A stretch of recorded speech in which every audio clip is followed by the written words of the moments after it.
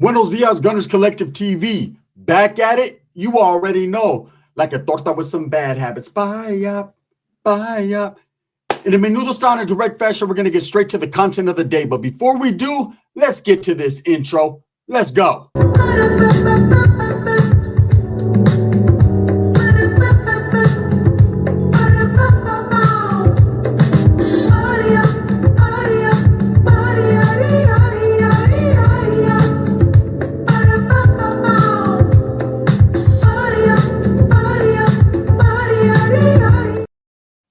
Welcome back to Gunners Collective TV. If you haven't already, hit that like and subscribe button. Make sure that you put your notification bell on all so that way you're directed in the direction of the dope content that the gun is kicking. And I appreciate all the support. Thank you. So let's talk about this monster in Corcoran. Oh yeah, there's monsters. There's lions, there's tigers, there's bears. Oh my. And then there's monsters and weirdos and hitters and quitters. There's a little bit of everything in Corcoran State Prison. Now, Corcoran Prison is notorious. Probably one of the most notorious prisons in the state of California and very well known. I mean, there's movies that have been made based upon events that have transpired and happened in Corcoran State Prison. I, myself, did time in Corcoran State Prison, also known as Old Corcoran.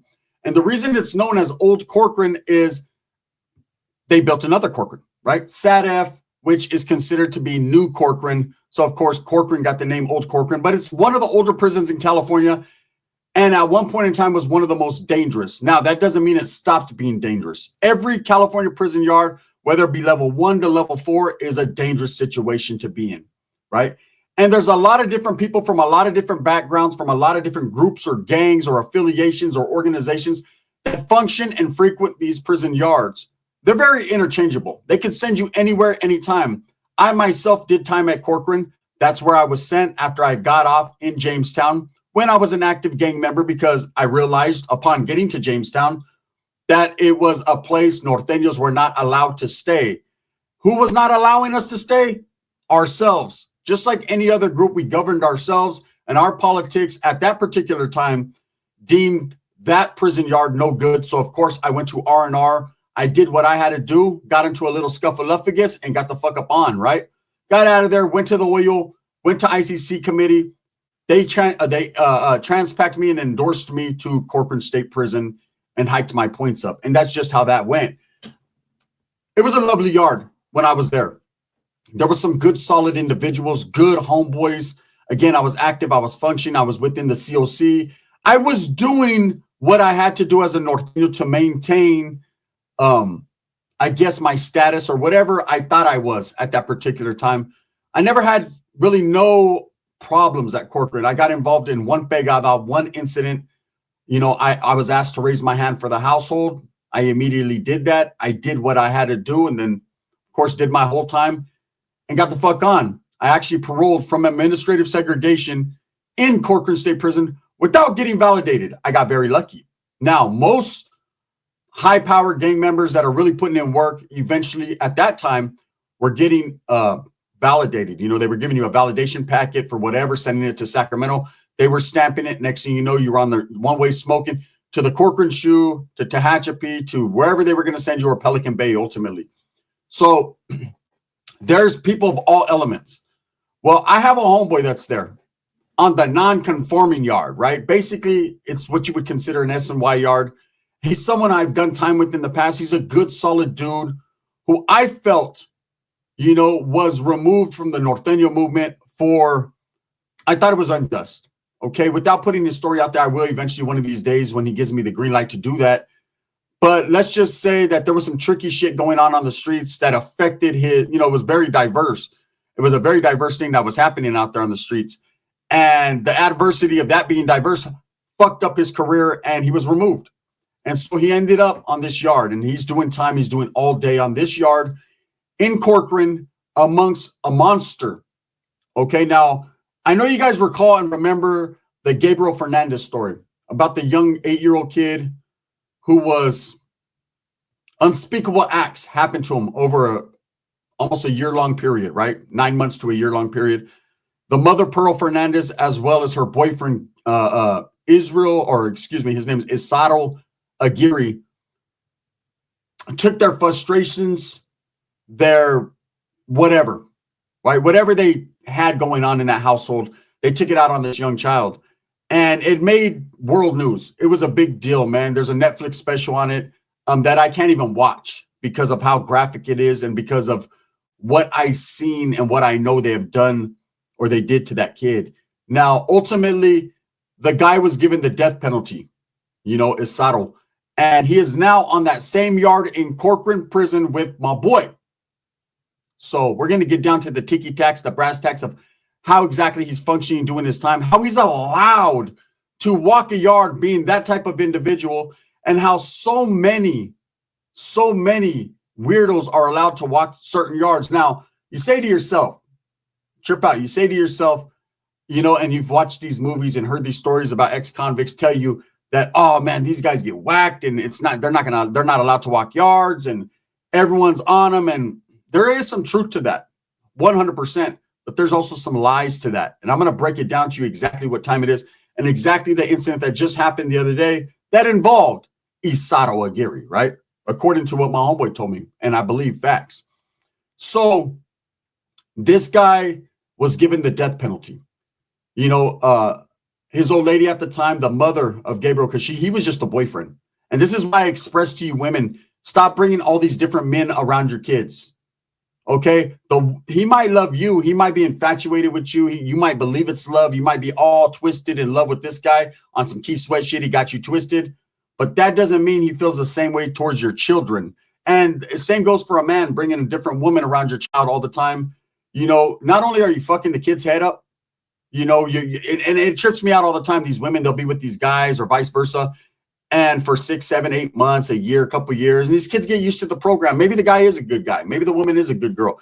But then because you can't figure yourself out or you get into some type of complications in your mind and you guys break up or split up for whatever reason, that definitely affects the kid. Now the child's wondering where that person's at. They're used to that routine. One thing about kids, they're used to a routine, and now you fucked up their routine. You're messing with their mind.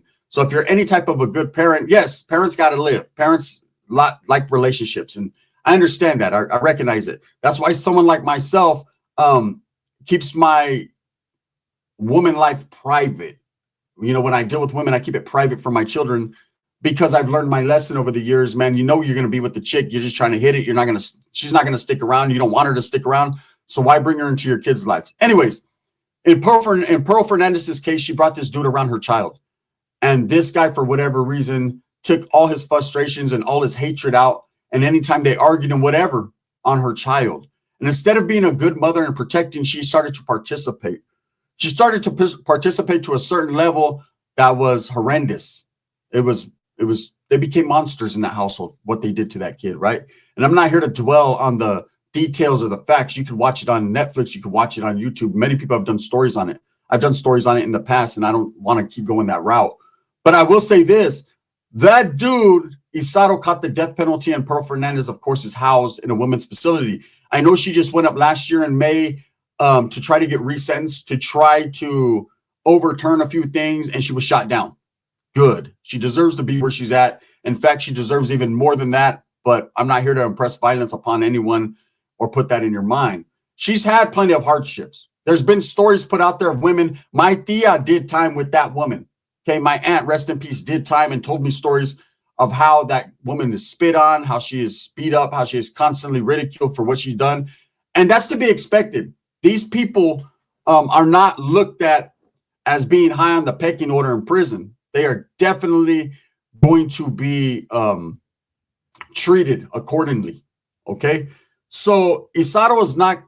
There's no reason why Pearl should be going through this and Isaro shouldn't, right?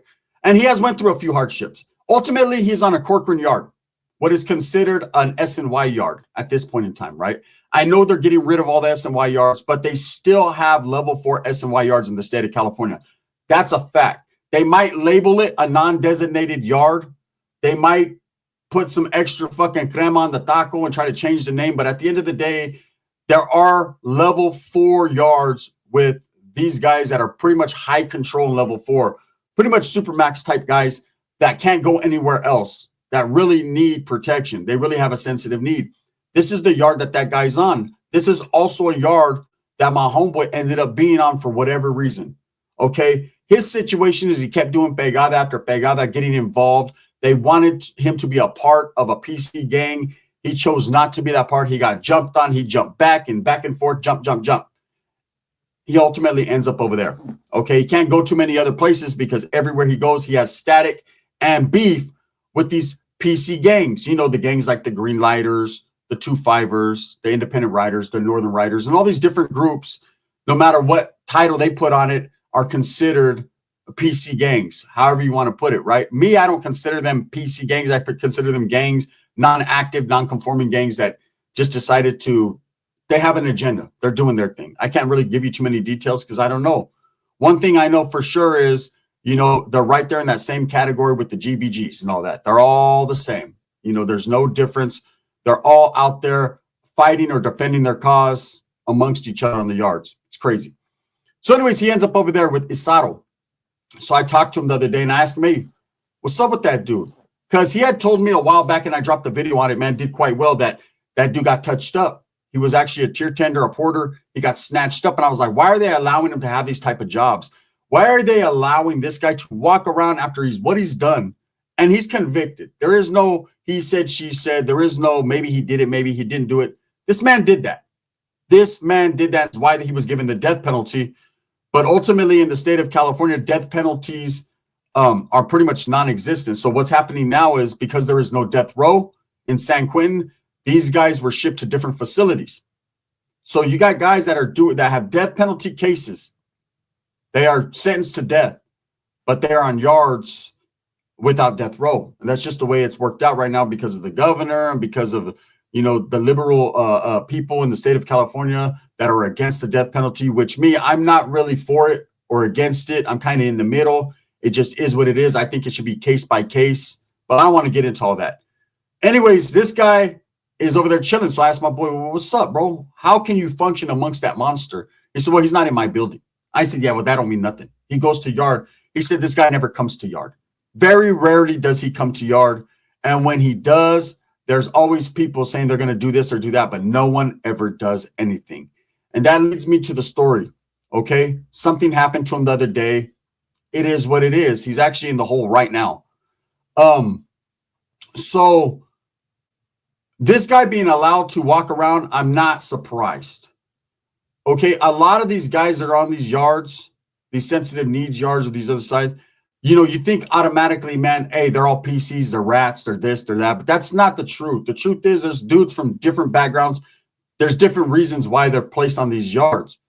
But yes, ultimately and 100% facts, there's nothing you could do to avoid it or deny it. If you are on the other side and you are on an SNY yard, yes, you are going to program amongst these monsters, these PDFs, these guys that got weird ass cases, these maniacos, these fucking whatever you want to, whatever name you want to give them, right? They're all that plus some. These guys are going to be on that yard. And, you know, a guy gets out, hey, fucking, yeah, I was on the SNY yard, but I only kicked with a few people. That's cool. That's cool. You still were on the yard with them dudes. That doesn't mean you believe in what they believe in. It doesn't mean you're obligated or was your obligation to do something to them. Because ultimately, man, in prison, it's all about just you doing your time, right? A lot of those guys that are on the other side, that's their mentality now. They're no longer part of gangs. They're no longer embraced. They're no longer functioning like that. So it's just about doing their time and getting the fuck on. I can respect it. I understand it. I feel the same way with myself, being not a part of a gang, that if I go to jail, man, I'm just trying to do my time and get on. You know, I'm not worried about what your issues are. I'm not worried about what you did. Now, of course, I'm not going to sell up with a weird motherfucker. I'm not going to be working out or standing in line or sitting at the table for dinner with a weird motherfucker, because that's just not what I don't condone it. And it's just something about me, something about the West Coast. Shh, I'm going to tell you, homie. Right. And I just don't want no problems, no issues. So in order to avoid issues, I'm going to avoid those type of dudes, because I know I can't be around them without swinging. That's just the way it goes. That's the way I was laced. That's the way my morals are. So now this guy, I asked my homeboy, because he's a good, solid dude. I've known him for years. What's up, bro? How the fuck can you be programming? He said, bro, don't act like I'm programming around that dude. So he starts to tell me a couple of incidences that happened.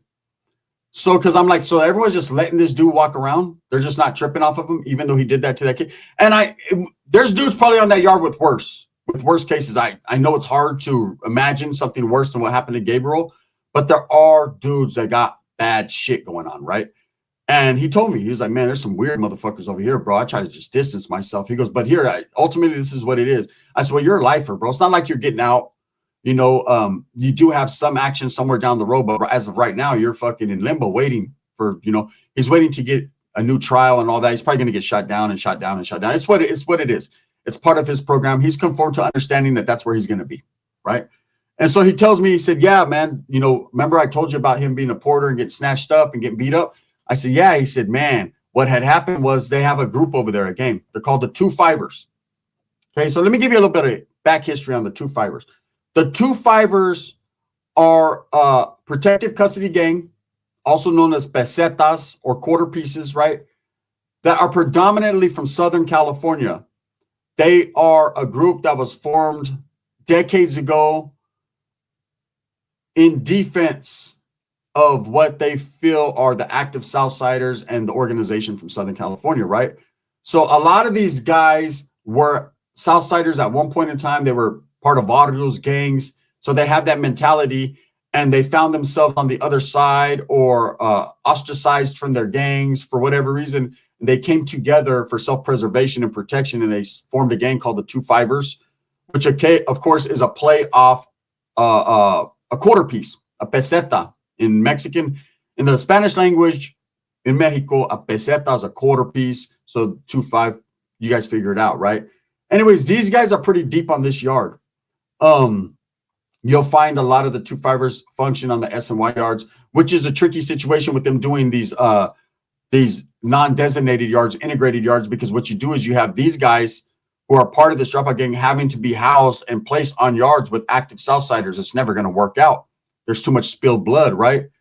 That's a different story. Anyways, this guy gets involved, this Isato Aguirre, and with the 2-5er, okay, gets snatched up, gets beat up, whatever. The 2-5er goes to the oil. He goes to the oil. Of course, he gets right back out because he was the victim in this situation. They actually took him, not even to the oil. They took him to the infirmary, you know, the medical, get him checked out. He was fine. He's a big dude.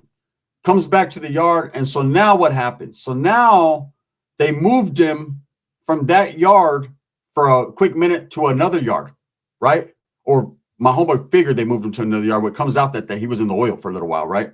They were trying to figure out if they were going to put him on the yard. They let it die down for a little while and shipped a few dudes out that they felt were involved or pressed the issue and brought them back.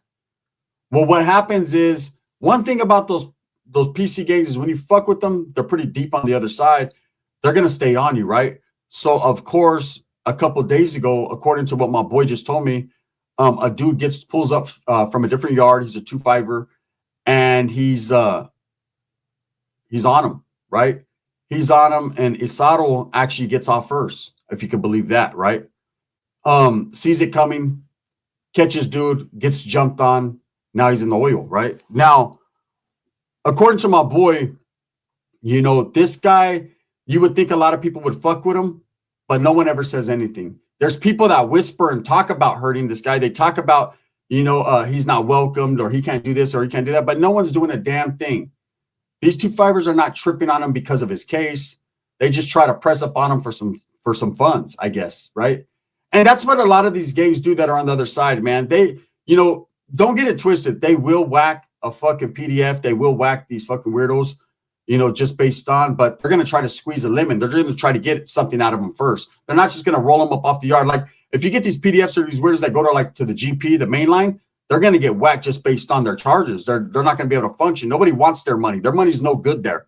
They're going to get smashed. On the other side, on the S&Y yards, they're going to be able to chill as long as they're paying what they're weighing, right? So that's what happened recently with this guy. But you know, like I said, there's guys with worse cases, you know, not to defend that guy at all whatsoever. Fuck him, right? But I'm saying, it's like, you know, you hear all these stories about, oh man, and a lot of people said, what's going to happen to Danny Masterson? What's going to happen to this guy? What's going to happen to that guy? Not a damn thing is going to happen to them. The CDC is going to put these guys in a comfortable position, in a spot where they just chill. I mean, look, for years and years and years, what's his name from Modesto, man? Scott Peterson was in death row doing his thing on the group yards in death row, functioning and programming with people. Nothing ever happened to him. No incidences. He gets to Mule Creek, and recently he gets in a fight over pickleball, right? And no big deal. And he's still back on the yard doing his thing. These guys that do things to kids and you think that they would automatically be eradicated or erased from existence, it doesn't happen. So anyways, that's the latest on what's going on with Isaro. He's a fucking, according to my boy, someone that minds his own business, just does his own thing. And I told my boy, you ain't never wanted to crack him or something? He said, oh, a gang of times. But I also want to crack at getting back out to the streets. So why am I going to do something to this guy and it very adversely affects my program, my time, and when they're just going to bring him back out here to fucking chill? I said, well, if you make it permanent, he goes, if I make it permanent, I stay here permanent. I said, yeah. He goes, it's none of my business. I don't go around him, and he's not on the yard like that all the time. So anyways, it is what it is. That's a slight little update, man. We got to keep Gabriel Fernandez's name alive, man. And that's just what I'm hearing from the yard. Again, it could be fired up. It could be stories, but my homeboys always steered me the right way and gave me the truth. So that's what it is, man. There's a monster in Corcoran, and he's lasting, and it's crazy, but he's probably going to outlast us all, unfortunately. With that being said, thumbs up or thumbs down. Heavy's going to be the head that wears the crown. I'm going to continue to strive, struggle, and strive for what I truly believe in, and that's the betterment of all people. Thank you. I appreciate all the support. The gun.